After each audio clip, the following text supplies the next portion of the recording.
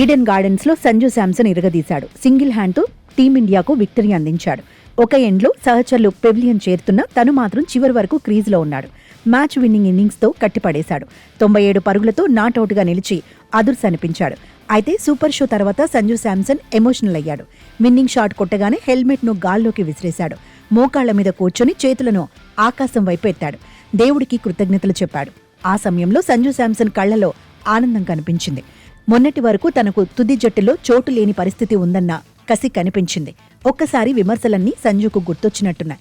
అందుకే టీమిండియాను గెలిపించిన తర్వాత తనదైన శైలిలో సంబరాలు చేసుకున్నాడు.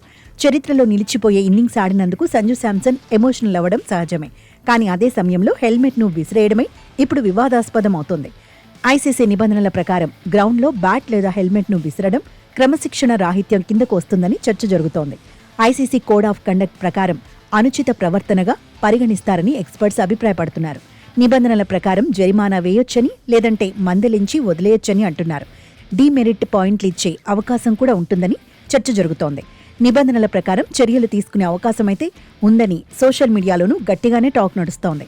శాంసన్ భావోద్వేగంతోనే హెల్మెట్ ను విసిరినప్పటికీ క్రీడా నిబంధనల ప్రకారం ఇప్పుడు వివాదాస్పదం అవుతోందని ఫ్యాన్స్ చెప్పుకుంటున్నారు.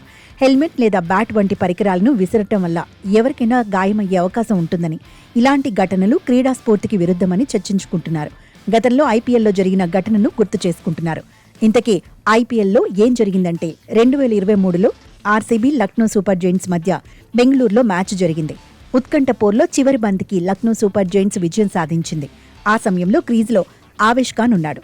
లక్నో సూపర్ జైంట్స్ గెలవగానే ఆవేశంతో హెల్మెట్ ను నేలకేసి కొట్టాడు. ఇలా చేయటం క్రీడా స్ఫూర్తికి విరుద్ధమంటూ దుమారం రేగింది. దీంతో ఆవేష్ ఖాన్ ను మ్యాచ్ రిఫరీ మందలించాడు. ఆ తర్వాత ఆవేష్ ఖాన్ స్పందించాడు. తాను చేసిన పనిపై విచారం వ్యక్తం చేశాడు. భావోద్వేగంలో హెల్మెట్ ను నేలకేసి కొట్టానని, అలా చేసి ఉండాల్సింది కాదన్నాడు. తాజాగా సెలబ్రేషన్ సమయంలో హెల్మెట్ ను సంజు శాంసన్ విసిరేయడం హాట్ టాపిక్ అవుతోంది.